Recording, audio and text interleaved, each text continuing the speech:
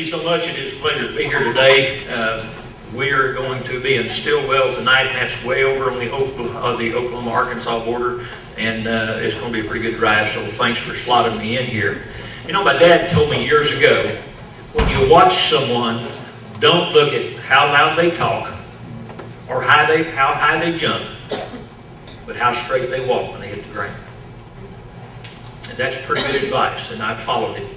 My family doctor told me a couple of months ago I was getting a checkup, and she said, "Mr. Hubbard, I wish you wouldn't run for governor of Oklahoma." And I said, "Why?" She said, "You're one of the most honest, good men that I know." And I said, "So you want us to leave it for all the jerks?" I said, "Doctor, thank you for that compliment. But let me say this, look at my hair. I don't know how it got that way, but underneath that gray hair is a hard head and a heart that's soft, but a guy that doesn't back up and doesn't change his mind. And that's why I'm running for the people of Oklahoma." A lot of guys will say I'm not a career politician. I don't even think I'm a politician, folks. I'm just out trying to better our state, and that's why I'm here. I'm a husband, father of two. I have 3 beautiful grandsons, and my wife is in California helping them. They're getting ready to move to New Hampshire from California, so that's quite a deal. My wife retired as a special district judge in February from the Oklahoma County, and due to her love for her job, that's why I didn't get into politics. I've helped support the Republican Party from the wings. I've donated to the Republican Party, and all of a sudden I pop up and they say, "Where'd that guy come from?" Well, you know, it's like a lot of other things. There's a few of us here today, but there's a lot of people out there, and they know how we feel, they know how we think. Maybe they're working, whatever they're doing. We are out there, and we count, because it takes all of us to vote to make a difference. One of the things I want to talk about today is our state budget. We are in very difficult days. I ran a federal credit union for a number of years, so I have the corporate experience to know how to bring people together, how to set up meetings with our department heads and say, "Okay guys, here's what we need to do." And that's one of the things that I plan to do there. I'm also interested in our school system. We have over 530 school districts in Oklahoma, and I'm not about changing our school districts. Some could be consolidated, but that's not my primary concern, because if we close some school districts, we're going to close some towns, and that's their center of activity, and that's okay. But we don't need 530 school superintendents making $80,000 to $120,000 a year looking after 8 or 10 kids or 100 kids, when our district judges and our district attorneys oversee several counties. Over $50 million last year was paid in salaries to state school superintendents.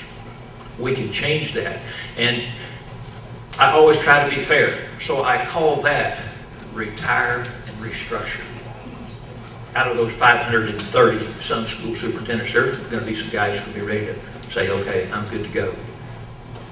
So you don't harm them, put them out of a job, but you take and you retire a number of them, and then you restructure and you consolidate and save our state millions of dollars.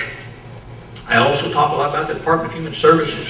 We have seen in the news where we have very difficult things that are coming from the Department of Human Services that we need to change. Howard Hendricks, who runs that department, has been a good friend of mine for a number of years. Went to church with him for a number of years. Howard's a great man. It is a $1.9 billion arm of the state government.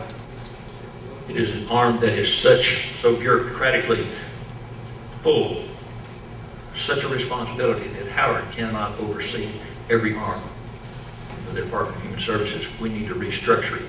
We need to change it. 60% of the babies born last year in Oklahoma, ladies and gentlemen, you and I paid for.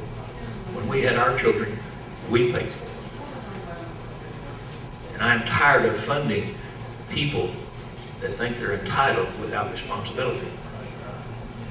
If you want to go get drunk, have sex, throw wild parties, the state has birth control pills at every county health department.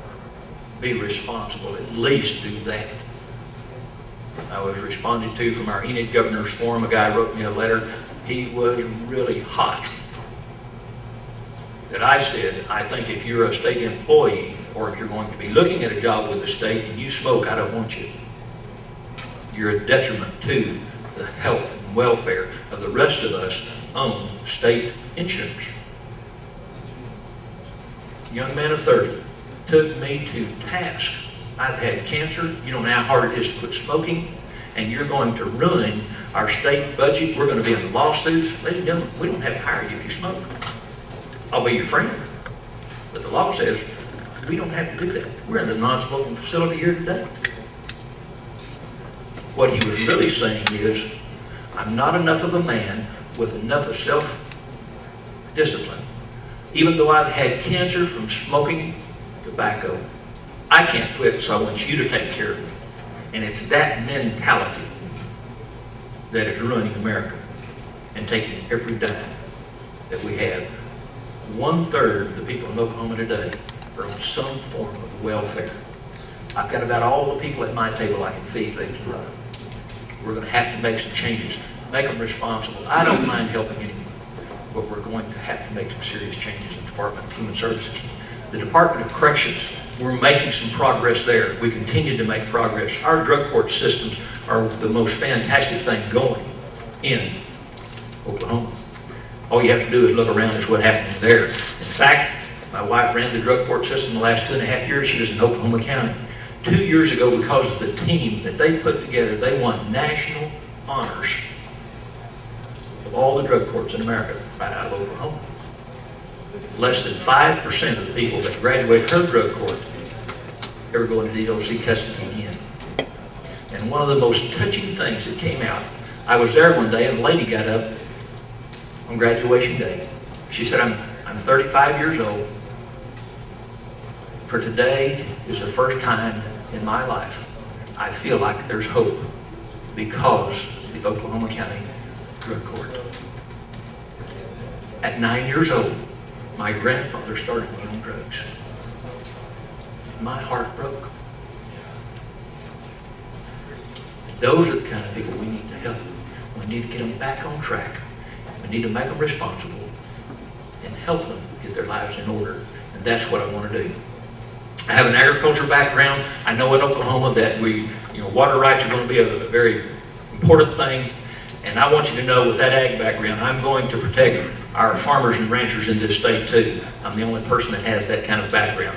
Corporate experience, multiple small business, ag background. My time is about up, and I'm going to head to Stillwell. Thank you so much for being here today. God bless you.